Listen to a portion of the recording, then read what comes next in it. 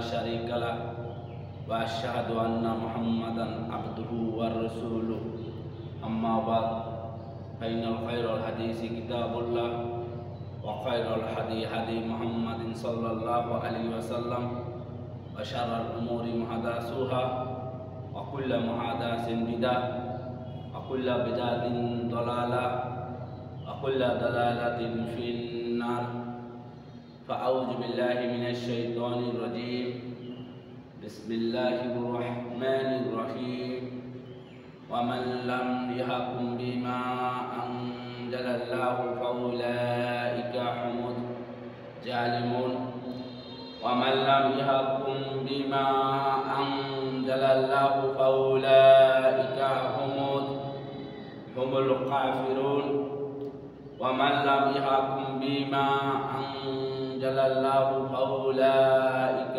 هم الفاسقون আবু হুরায়রা রাদিয়াল্লাহু আনহু قال رسول الله صلى الله عليه وسلم من ولي القدح جبها بغير সিক্কিহ। সকল প্রশংসা একমাত্র আল্লাহ সুবহানাহু ওয়া তাআলার জন্য। শান্তি অবতীর্ণ হোক মুহাম্মদ সাল্লাল্লাহু আলাইহি ওয়াসাল্লামের উপর, আরো শান্তি অবতীর্ণ হোক সকল মুসলিমদের উপর। আলোচনা করব রাজনৈতিক প্রসঙ্গে। রাজনৈতিক এর অর্থ কি, তার কাজ কি? রাজনৈতিক অর্থ হল রাজার ন্যায় বিচার। রাজনৈতিক অর্থ হল রাজার ন্যায় বিচার। আর যে ব্যক্তি রাষ্ট্রের প্রধান হবে, যে ব্যক্তি রাষ্ট্রনায়ক হবে, যে রাষ্ট্রের আমির হবে, যে রাষ্ট্রের রাজা হবে, সবগুলোকে একজন ব্যক্তিকে বলা হয়। তো এই রাজা যখন রাজ্যের রাজা হবে, এই ব্যক্তি রাজা হবে যখন, তখন সে যদি তার রাজ্যে সে ন্যায় বিচার করতে পারে, ন্যায় প্রতিষ্ঠা করতে পারে, তাহলে অবশ্যই সেই রাজ্যের মানুষ তার জন্য অন্তর থেকে দোয়া আসবে যে হে আল্লাহ, এই রাজাকে রব্বানা আতিনা ফিদ দুনিয়া হাসানাত, যে তাকে তুমি দুনিয়াতে কল্যাণ দান করো, অফিল আখিরাতি হাসানাত, তাকে তুমি আখিরাতে কল্যাণ দান করো, ওয়াকিনা আযাবান নার, তুমি তাকে জাহান্নাম থেকে মুক্ত করো।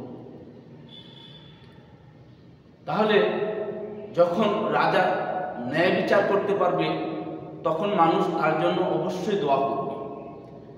আর যখন সে ন্যায় বিচার করতে পারবে না, ন্যায় প্রতিষ্ঠা করতে পারবে না, তখন মানুষ নির্যাতিত, জুলুম, অত্যাচারিত হবে। তখন মানুষ তার জন্য বদদোয়া করবে। তখন বলবে হয়তো যে হে আল্লাহ, তুমি এই অত্যাচারী শাসককে, অত্যাচারী রাজাকে, অত্যাচারী আমিরকে, অত্যাচারী রাষ্ট্রনায়ককে, এই সরকারকে তার ক্ষমতা ধ্বংস করো এবং তাকেও ধ্বংস করো। যখন মানুষ জুলুম অত্যাচারিত হবে, তখন মানুষের অন্তর থেকে, মন থেকে এই দোয়াই আসবে স্বাভাবিক। দেখুন আল্লাহ সুবহানাহু ওয়া তাআলা সূরা মুমিনুন 84 নম্বর আয়াতে বলছেন, কুল লিমালিল আরদু ওয়া মান ফিহা ইন কুনতুম তা'লামুন। আল্লাহ বলছেন যে হে নবী, তুমি বলো তাদেরকে যে এই পৃথিবী, এর ভিতরে যা কিছু রয়েছে কে সৃষ্টি করেছে। এই পৃথিবী এবং এই পৃথিবীর ভিতরে যা কিছু রয়েছে, মানুষ, পশু প্রাণী, জীবজন্তু, গাছপালা, পাহাড়, নদী, নালা, খাল, বিল, যা কিছু রয়েছে, যে এগুলার কে সৃষ্টি করেছে। আল্লাহ সুবহানাহু ওয়া তাআলা এই আয়াতের উত্তর পরের আয়াতে বলছেন সাইয়াকুলুনা লিল্লাহি, যে তারা বলবে আল্লাহ, সকলেই বলবে আল্লাহ, যে এগুলা সব কিছু আল্লাহ সৃষ্টি করেছেন।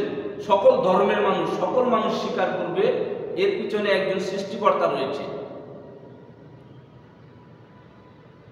আল্লাহ সুবহানাহু ওয়া তাআলা পরের শব্দে বলছেন কুল আফালা তাত্তাকুন, বলো তবুও কি তোমরা চিন্তা করবে না? যে আল্লাহ এই জমি, এই পৃথিবী সবকিছু সৃষ্টি করেছেন, আপনাকে আমাকে সৃষ্টি করেছেন, তাহলে এই সব কিছুর মালিক যিনি, তিনি আমাদেরকে বলছেন যে তোমরা চিন্তা করো। মানুষ, সকল মানুষ যদি চিন্তা করত, চিন্তা ভেবে যদি কাজ করত, তাহলে মানুষ সঠিকটাই করত। যে আল্লাহ সুবহানাহু ওয়া তাআলা আমাকে কেন সৃষ্টি করেছেন, কি চাচ্ছেন আমার কাছ থেকে, তিনি আকাশ জমি সৃষ্টি করে, সব কিছু তিনি সৃষ্টি করে আমাকে কেন এই পৃথিবীতে দিলেন? এক সময় তো আমি কিছুই ছিলাম না, তিনি আমাকে সৃষ্টি করেছেন শূন্য থেকে। এরপরে তিনি আমাকে মৃত্যু দিবেন, আবার জীবিত করবেন। আল্লাহ সুবহানাহু ওয়া তাআলা সূরা হজ্জের ৬৬ নম্বর আয়াতে বলছেন ওয়া হুয়াল্লাযী আহয়াকুম সুম্মা ইউমীতুকুম সুম্মা ইউহয়ীকুম ইন্নাল ইনসানা লাকাফুর। আল্লাহ বলছেন যে আমি তোমাদেরকে জীবন দান করলাম, আবার তোমাদেরকে আমি মৃত্যু দেব, আবার আমি তোমাদেরকে জাগ্রত করব, জীবিত করব। তাহলে আল্লাহ আমাদেরকে জীবন দিয়েছেন, আমরা জীবনহীন ছিলাম, আমরা মৃত ছিলাম, আল্লাহ আমাদেরকে প্রাণ দিয়েছেন। এরপরে আল্লাহ বলছেন আবার আমি তোমাদেরকে মৃত্যু দেব। যখন আমাদেরকে মৃত্যু হবে তখন আমাদেরকে মানুষ কি করবে? কবরে রাখবে। যখন মানুষ মারা যায় তখনই তাকে আমরা মৃত বলি। আল্লাহ বলছেন আবার আমি তোমাদেরকে জাগ্রত করব, জীবিত করব। এরপরে আল্লাহ বলছেন তারাই হলো অকৃতজ্ঞ, যে আমরা হলাম অকৃতজ্ঞ, যে আমরা জানি যে আল্লাহ আমাদেরকে সৃষ্টি করেছেন, তিনি আমাদেরকে মৃত্যু দিবেন, আবার তিনি আমাদেরকে জীবিত করবেন। আমাদের জন্য আল্লাহ সুবহানাহু ওয়া তাআলা জান্নাত জাহান্নাম রয়েছে, আমাদেরকে বিচার করবেন। একদিন আমাদেরকে তার কাছে উপস্থিত হতে হবে, একদিন বিচারের মাঠ হবে, কিয়ামত হবে, কিয়ামতের মাঠে সকলেই উপস্থিত হতে হবে। সেখানে আল্লাহকে আমরা দেখব, আল্লাহ আমাদেরকে দেখবেন, তিনি আমাদেরকে বিচার করবেন, এরপর জান্নাত জাহান্নামে দিবেন। এই সকল কিছু আমরা স্বীকার করি, আমরা বিশ্বাস করি, আমরা মানি, কিন্তু বাস্তবায়ন করি না, আমরা বাস্তবায়ন করি না। তাহলে আল্লাহ সুবহানাহু ওয়া তাআলা বলছেন যে মানুষ অকৃতজ্ঞ, আমরা জেনেও আমরা নিজেকে সংশোধন করি না, আমরা পাপ করতেই থাকি, পরিবর্তন হই না। আল্লাহ সুবহানাহু ওয়া তাআলা সকলকেই চিন্তা করতে বলছেন কুল আফালা তাত্তাকুন, যে তোমরা ভাবো, চিন্তা করো। তোমরা কি চিন্তা করবে না? আল্লাহ সুবহানাহু ওয়া তাআলা রাস্তার ফকির থেকে ধরে নিয়ে, রাস্তার ভিক্ষুক থেকে ধরে নিয়ে রাজা পর্যন্ত সকলকে চিন্তা করতে বলেছেন। একজন ভিক্ষুক সে ভিক্ষা করার আগে চিন্তা করতে হবে যে আমি কেন ভিক্ষা করছি, আমি কি আসলে ভিক্ষা করার উপযুক্ত, আমি কি ক্ষুধার জন্য ভিক্ষা করছি, নাকি আমি প্রতারণা করছি মানুষের সাথে। এরপর একজন মানুষ পাপ করার আগে তাকে চিন্তা করতে হবে যে আমি কেন পাপ করছি, আসলে কি আল্লাহ আমাকে পাপ করতে বলেছেন, আসলে কি আমি যে পাপ করছি এই পাপের পরিণাম আমার কি হবে, পরিণামটা কি হবে, বিচার কবরের কি অবস্থা হবে আমার, বিচারের মাঠে কি অবস্থা হবে আমার, জাহান্নামে আমার কি অবস্থা হবে। তাহলে একজন সচেতন মানুষ যিনি ভাববে, চিন্তা করবে, তখন মানুষ সে পাপ থেকে বেঁচে থাকতে পারবে। এজন্যই আল্লাহ বলছে তোমরা চিন্তা করো, ভাবো। তাহলে পাপ করার আগে আমাকে চিন্তা করতে হবে যে পাপ করলে পরবর্তীতে আমার কি অবস্থা হতে পারে, কি বিপদ আসতে পারে। তেমনি একজন রাজাকেও চিন্তা করতে হবে, যিনি রাষ্ট্রের আমির হবে, রাষ্ট্রনায়ক হবে, তাকে চিন্তা করতে হবে যে এই পৃথিবী, আসমান, জমিন, মহা আরশের মালিক আল্লাহ, সব কিছু আল্লাহ সুবহানাহু ওয়া তাআলা, আমি নিজেই আমার নয়, যে তিনিও আমাকে সৃষ্টি করেছেন। খলাকাল ইনসানা মিন সালসালিন কাল ফাখর, যে তোমাদেরকে আমি পুরা মাটি থেকে সৃষ্টি করেছি। আরেক জায়গায় বলছেন আল্লাহ, সূরা আলাকে বলছেন যে আমি তোমাদেরকে মানুষের রক্তপিণ্ড থেকে সৃষ্টি করেছি। তাহলে আল্লাহ সুবহানাহু ওয়া তাআলা আমাদেরকে সৃষ্টি করেছেন আমাদের পিতামাতার মাধ্যমে। তাহলে আমাদেরকে সৃষ্টি করে তিনি আমাদেরকে এমনি ছেড়ে দেন, আমাদেরকে একটা বিধান দিয়েছেন, ওই বিধান অনুযায়ী আমাদেরকে চলতে হবে। আল্লাহ সুবহানাহু ওয়া তাআলা বলছেন সূরা হজ 66 নম্বর আয়াতে, লিকুল্লি উম্মাতিন আল্লাহ মান সাকানহুম নাসিকুহু ফালা, যে প্রত্যেক জাতির জন্য আমি নির্ধারিত করে দিয়েছি নিয়ম কানুন। সকল নবীগণকে আদম আলাইহিস সালাম থেকে ধরে নিয়ে মুহাম্মদ সাল্লাল্লাহু আলাইহি সাল্লাম পর্যন্ত সকল মানুষকে তিনি নিয়ম নীতি দিয়েছেন, নিয়ম কানুন দিয়েছেন, যেটা মানতে বলেছেন আল্লাহ। যা এক সময়, ওই সময়, যে সময় যে নবী এসেছে তাদের জন্য নিয়ম কানুন দিয়েছেন, ওই সময় কিছু মানুষ মানত, যারা বিবেচনা করত, চিন্তা ভাবনা করত। তো আমাদের জন্য নিয়ম নীতি হলো আল কোরআন, কোরআন হলো আমাদের নিয়ম।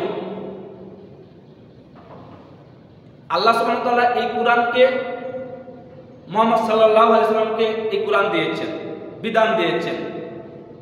তাহলে আমরা যখন আল্লাহ সুবহানাহু ওয়া তাআলাকে স্বীকার করে নেব যে আল্লাহ আমাদের রব, যখন আমরা বলবো লা ইলাহা ইল্লাল্লাহ, আল্লাহ ছাড়া প্রকৃত কোনো মাবুদ নেই, ওয়াশহাদু আন্না মুহাম্মাদান আবদুহু ওয়া রাসূলুহু, আল্লাহর রাসূল মুহাম্মদ সাল্লাল্লাহু আলাইহি সাল্লাম আল্লাহর রাসূল ও বান্দা, যখন আমরা এটা মেনে নেব, বিশ্বাস করব, তখন আর কোনো বিধান চলবে না। তখন সকলকেই এই কোরআনের বিধানকে মেনে নিতে হবে, এই কোরআনের অনুযায়ী আমাদেরকে চলতে হবে। যার যার ক্ষেত্রে যে যেই অবস্থানে আছে সেই অবস্থান থেকে তাকে এই কোরআন মেনে নিতে হবে। যখন সে সাক্ষী দিবে এক আল্লাহ, যখন সে বলবে যে আমি আল্লাহর বান্দা, মুহাম্মদ সাল্লাল্লাহু আলাইহি সাল্লামের উম্মত, যখন এই সাক্ষী যে পেশ করবে, তখন তার কাছে আর কোনো বিধান থাকবে না। একমাত্র বিধান হলো, একমাত্র নিয়ম কারণ নীতি মালা হচ্ছে আল্লাহর কোরআন এবং রাসূল সাল্লাল্লাহু আলাইহি সাল্লামের সুন্নাত। তাহলে একজন ভিক্ষুককেও মেনে নিতে হবে আল্লাহ সুবহানাহু ওয়া তাআলার বিধান, একজন রাজাকেও মেনে নিতে হবে আল্লাহ সুবহানাহু ওয়া তাআলার বিধান। যখন সে রাজা হবে, রাষ্ট্রের প্রধান হবে, তখন তাকে আল্লাহ সুবহানাহু ওয়া তাআলার কোরআন অনুযায়ী রাষ্ট্র পরিচালনা করতে হবে। যদি সে ন্যায় বিচার প্রতিষ্ঠা করতে চায়, তাহলে তাকে অবশ্যই তার রব, তার সৃষ্টিকর্তার বিধান দিয়ে রাষ্ট্র পরিচালনা করতে হবে।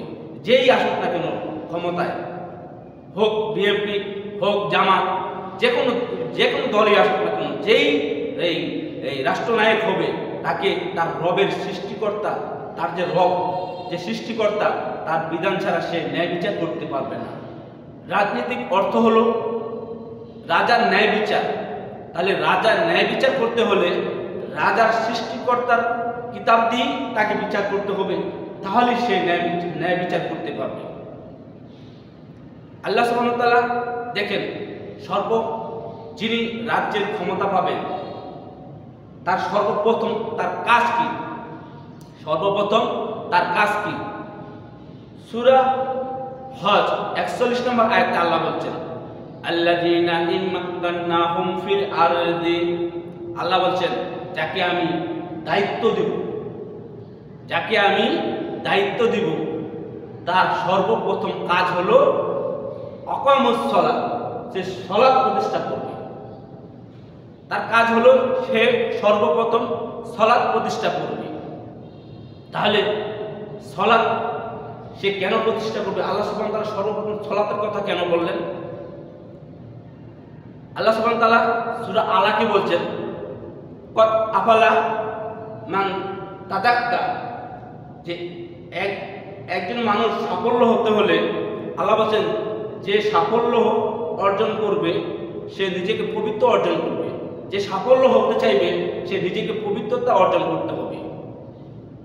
তাহলে সাফল্য হতে হলে পবিত্রতা অর্জন করতে হবে। বা যাকার রসমা রব্বিহি ফাসাল্লা, যে সে তার রবকে স্মরণ করবে এবং সালাত আদায় করবে, সালাত করবে। তাহলে সাফল্য অর্জন করতে হলে তাকে নিজেকে পবিত্র অর্জন করতে হবে। আর পবিত্র অর্জন করতে হলে আল্লাহকে স্মরণ করতে হবে সালাতের মাধ্যমে। যে ব্যক্তি সালাত আদায় করবে সেই পবিত্র অর্জন করল, সেই সাফল্য হলো। তাহলে আল্লাহ সুবহানাহু ওয়া তাআলা একথাই বলছেন যে আমি তাকে দায়িত্ব দিব, সর্বপ্রথম তার কাজ হলো সালাত প্রতিষ্ঠা করা, তার রাজ্যের মানুষকে পবিত্র করা, তার রাজ্যের মানুষকে পবিত্র করা। যখন রাজ্যের মানুষ পবিত্র হবে, যখন মানুষ পবিত্র হবে, তখনই আল্লাহ সুবহানাহু ওয়া তাআলা সেই রাজ্যে ন্যায়, সেই রাজ্যে তিনি রহমত নাজিল করবেন। সেই রাজ্যে খুনাখুনি, মারামারি, কাটাকাটি, রাহাজানি, ছিনতাই, হানাহানি, মানুষের প্রতি হিংসা, বিদ্বেষ, এরপর আল্লাহ সুবহানাহু ওয়া তাআলা এগুলো সব দূর করে দেবেন, সব দূর করে দেবেন। সেই রাজ্যে আল্লাহ শান্তি অবশ্যই দিবেন। এটা আল্লাহ সুবহানাহু ওয়া তাআলার ওয়াদা, এটা আল্লাহ সুবহানাহু ওয়া তাআলার ওয়াদা। যখন মানুষ নিজে পবিত্র অর্জন করবে, পবিত্র হবে, তখন আল্লাহ সুবহানাহু ওয়া তাআলা সেই রাজ্যে আল্লাহ সুবহানাহু ওয়া তাআলা শান্তি বর্ষিত করবেন। এরপরে আল্লাহ কি বলছেন? এই আয়াতে তিনটি কথা বলেছেন, আল্লাহ তিনটি কথা বলেছেন। পরে বলছেন ওয়া আতুজ যাকাত, যে তুমি যাকাত প্রতিষ্ঠা করবে। রাষ্ট্রের নায়ককে আল্লাহ বলছেন, তিনি রাষ্ট্রের আমির হবেন, রাষ্ট্রনায়ক হবেন, রাজা হবেন, যিনি প্রধানমন্ত্রী হবেন, সবগুলোই একই ব্যক্তি। আল্লাহ তাকে বলছেন যে যখন তুমি সর্বপ্রথম তোমার কাজ হলো সালাত প্রতিষ্ঠা করা, এরপরে হলো যাকাত প্রতিষ্ঠা করা বা আতুজ যাকাত, যাকাত প্রতিষ্ঠা করা। যাকাত প্রতিষ্ঠা করলে ধনী লোকেরা যখন আল্লাহ সুবহানাহু ওয়া তাআলার নিয়ম, রাসূলের নিয়ম অনুযায়ী যাকাত প্রতিষ্ঠা করবে, যাকাত দিবে, তখন সে রাজ্যে কোনো অসহায় দরিদ্র মানুষ থাকবে না। কিছু বছর পর সেই রাজ্যে অসহায় দরিদ্র ভিক্ষুক থাকবে না, যখন মানুষ সঠিকভাবে যাকাত দিবে। তাহলে এরপরে আল্লাহ সুবহানাহু ওয়া তাআলা বলছেন পরের তার কি দায়িত্ব। প্রথম হলো সালাত প্রতিষ্ঠা করা, যাকাত প্রতিষ্ঠা করা, এরপরে দায়িত্ব কি? এরপরে আল্লাহ সুবহানাহু ওয়া তাআলা বলছেন ওয়া আমারু বিল মারুফি ওয়া নাহাউনা আনিল মুনকার, যে তুমি সৎ কাজের আদেশ করবে, অসৎ কাজের নিষেধ করবে। দেখেন একজন রাষ্ট্রনায়কের সর্বপ্রথম কাজ কি? যে সালাত প্রতিষ্ঠা করবে, সালাত আদায় করবে, সালাত প্রতিষ্ঠা করবে, যাকাত দেবে, যাকাত প্রতিষ্ঠা করবে। এরপরে হলো যে সে সৎ কাজের আদেশ করবে, অসৎ কাজের নিষেধ করবে। তাহলে তার দ্বারাই তিনি যতটুকু জমিনের ভিতরে রাজত্ব পাবে, তার সীমানার ভিতরে, যেমন বাংলাদেশের যিনি সরকার রয়েছেন, যিনি সরকার হবেন, তার সীমানা যতটুকু, প্রত্যেকটা রাষ্ট্রের নায়কের তার সীমানা যতটুকু, ওই পর্যন্ত যত অন্যায় কাজ হবে, সে রাজ্যে যত অন্যায় কাজ হবে, সেই অন্যায়কে তিনি কি করবেন? ধূলিসাৎ করে দেবেন। সে রাজ্যে যত অন্যায় রয়েছে সবগুলোকে তিনি ভেঙে খান করে দেবেন, তছনছ করে দেবেন। সেই অসৎ কাজ তাকে উৎখাত করতে হবে। সেই দেশের নেশা, যত অবৈধ কাজ রয়েছে, জেনা, ব্যভিচার, সুদ, ঘুষ, যত অন্যায় কাজ রয়েছে সবগুলোকে তার দিকে লক্ষ্য রাখতে হবে, এগুলা তাকে উৎখাত করতে হবে। জেনা, ব্যভিচার উৎখাত করে একেবারে সহজ কাজ রাষ্ট্রের নায়কের। এরপর নেশাদার দ্রব্য উৎখাত করা তার জন্য একেবারেই সহজ কাজ। এটা রাজ্যের নায়কের অতি সহজ এই কাজগুলো সে করতে পারবে, যত অন্যায় কাজ রয়েছে উৎখাত করা। এটা সাধারণ মানুষ জনগণ যা অতি সহজে করতে পারে না, যেটা সরকার করতে পারে। আল্লাহ সুবহানাহু ওয়া তাআলা এই কথাই বলছেন যে তিনি তৃতীয় শব্দে তিনি বলছেন যে তুমি সৎ কাজে আদেশ দাও, অসৎ কাজে নিষেধ করো। সৎ কাজে আদেশ করো, অসৎ কাজে নিষেধ করো। তাহলে এটা তার করতে হবে। আল্লাহ সুবহানাহু ওয়া তাআলা দেখুন, যখন যে ব্যক্তি রাজ্যের রাজা হবে, সে যদি ন্যায় বিচার না করতে পারে, তাহলে তাকে মানুষ অবশ্যই অত্যাচার শাসক বলবে। আপনি দেখেন 1971-এর পর থেকে এই যাবৎ যারা রাজ্যের রাজা হয়েছেন, রাষ্ট্রনায়ক হয়েছেন, তারা কিন্তু কেউই অন্যায়কে প্রতিরোধ করতে পারেনি। মানে মানুষ যে ব্যক্তি খুন করেছে, সে খুনের মতো সে খুন করতে পারেনি, হত্যা করতে পারেনি। আমার পরিবারে কেউ যদি হত্যা হয়, সেটা যদি প্রমাণিত হয় যে অমুককে হত্যা করেছে, এই হত্যার বিচার যদি সরকার সাথে সাথে না করতে পারে, যখন প্রমাণ হয়ে যাবে সে হত্যা করেছে, সে বিচার যদি সে না করতে পারে, সাথে সাথে যদি তাকে প্রকাশ্যে দিবালোকে হত্যা না করে, তাহলে সে ব্যক্তিটা আবারও আরেকজনকে হত্যা করবে। হত্যার প্রচলন বেড়ে যাবে, সমস্ত অন্যায় কাণ্ড আরো বেড়ে যাবে। যখন মানুষ অপরাধ করে, সেই অপরাধের শাস্তি, উপযুক্ত শাস্তি যেটা আল্লাহ সুবহানাহু ওয়া তাআলা দিয়েছেন, সেটা যদি সে না পায়। আল্লাহ সুবহানাহু ওয়া তাআলা সূরা মাইদার ৪৫ নম্বর আয়াতে বলছেন, ওয়া কাতাবনা আলাইহিম ফিহা আন্নান নাফসা বিন নাফসি। আল্লাহ বলছেন যে দায়িত্ব, আমি যে বিচার মীমাংসা দিয়েছি, যে তোমাদের জন্য আমি বিচার মীমাংসা দিয়েছি, কিতাব দিয়েছি, আমি যা নাযিল করেছি সেই অনুযায়ী তোমরা বিচার মীমাংসা করো। নাফসা বিন নাফসি, হত্যার বদলে হত্যা। দেখেন সূরা মাইদার ৪৫ নম্বর আয়াতে আল্লাহ বলছেন যে হত্যার বদলে হত্যা করো। এখন এই হত্যাটা কে করবে? এই সমাজে, এই আপনার সমাজে একটা হত্যা হয়েছে, এই হত্যা কে করেছে আপনারা সেটা প্রমাণ পেয়েছেন। এখন এই হত্যার, এই সমাজের মেম্বার, চেয়ারম্যান, কাউন্সিলর, এমপি, তারা কি এই হত্যার বদলে হত্যা করতে পারবে? হত্যা করতে পারবে না। এই হত্যাটা গোড়ায় থাকতে হবে, এই হত্যাটা সরকারের অধীনস্থে করতে হবে। হত্যার বদলে হত্যা করতে হবে এবং সেটা সাথে সাথে করতে হবে, প্রকাশ্যে দিবালোকে করতে হবে। প্রকাশ্যে দিবালোকে যখন হত্যা করা হবে, তখন মানুষ দেখে শিক্ষা অর্জন করবে যে না, এই রাজ্যে হত্যা করলে হত্যার বদলে হত্যা করা হয়, অতএব একজন মানুষকে হত্যা করার আগে সে চিন্তা করবে, অনেকভাবে ভাববে, যদি আমি তাকে হত্যা করি তাহলে আমাকে ধরতে পারলে আমাকেও হত্যা করবে, আমাকে 10 বছর 20 বছর জেল দেবে তা না, আমাকেই হত্যা করবে। তবে ক্ষমা রয়েছে, যদি যে ব্যক্তি হত্যা হয়েছে তার পরিবারকে তাকে ক্ষমা করে দেয়, তাহলে সে ক্ষমা পাবে। নইলে এই সরকার, সে রাজা ক্ষমা করতে পারবে না, সে রাজাও ক্ষমা করতে পারবে না, তাকে হত্যাই করতে হবে যদি তার পরিবার চায় তাকে হত্যা করার জন্য। তাহলে সে রাষ্ট্রের রাজা যদি ন্যায় বিচার প্রতিষ্ঠা করে, এটাই হলো ন্যায় বিচার, যেটা রাজাকে যিনি সৃষ্টি করেছেন, যিনি বিধান দিয়েছেন, আল্লাহ সুবহানাহু ওয়া তাআলা যে বিধান দিয়েছেন, সেই বিধান অনুযায়ী যদি সে রাজ্যের রাষ্ট্রনায়ক যদি সেই বিধান অনুযায়ী যদি বিচার করে, তাহলে সেই হবে ন্যায় বিচারক, সেই ন্যায় প্রতিষ্ঠা করল। এরপরে আল্লাহ সুবহানাহু ওয়া তাআলা পরের শব্দে বলছেন, সূরা মাইদার আরো বলছেন যে ওয়াল উজুনা বিল উজুনি, কানের বদলে কান, ওয়াস সিন্না বিস সিন্নি, দাঁতের বদলে দাঁত, ওয়াল আনফা বিল আনফি, নাকের বদলে নাক।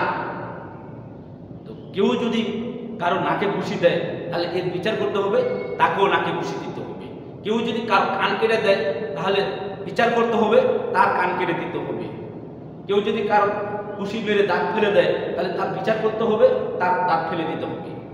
তাহলে এটা হলো আল্লাহ সুবহানাহু ওয়া তাআলার বিধান, এটা সব আল্লাহ সুবহানাহু ওয়া তাআলা মীমাংসা দিয়েছেন। এখন রাজ্যের নায়ক, যিনি রাজ্যের নায়ক হবেন, তিনি যদি এই বিচার না করতে পারে, আর এই বিচার সমাজে যদি যারা আচার বিচার করছেন তারা যদি এই বিচার না করতে পারেন, যারা জজ কোর্টে, সুপ্রিম কোর্টে, হাইকোর্টে রয়েছেন, তারা যদি এই বিচার না করতে পারে, তাহলে সকলকে আল্লাহ সুবহানাহু ওয়া তাআলা কি বলছেন? এই আয়াতেই বলছেন, ওয়া মাল্লাম ইয়াহকুম বিমা আনজালাল্লাহু ফাউলাইকা হুমুজ জালিমুন। তাহলে তারা সকলেই হবে জালেম। যখনই আপনি বিচার করতে যাবেন, ওই বিচারটা যদি আল্লাহ এবং রাসূলের পদ্ধতি অনুযায়ী না হয়, তাহলে আল্লাহ বলছেন সেই হবে জালেম, অত্যাচারী। আল্লাহ সুবহানাহু ওয়া তাআলা শুধু জালেম বলে ছেড়ে দেননি, শুধু জালেম বলে ছেড়ে দেননি। আল্লাহ সুবহানাহু ওয়া তাআলা সূরা মাইদার 47 নম্বর আয়াতে বলছেন, ওয়া মান লাম ইয়াহকুম বিমা আনজালাল্লাহু ফাউলাইকা হুমুজ ফাসিকুন। সেই ব্যক্তি হলো ফাসিক। রাজা যদি তার রবের বিধান অনুযায়ী রাজ্য পরিচালনা না করতে পারে, তাহলে সেই রাজা হচ্ছেন ফাসিক, এবং সেই রাজার অধীনস্থ যারা রয়েছে তারাও ফাসিক।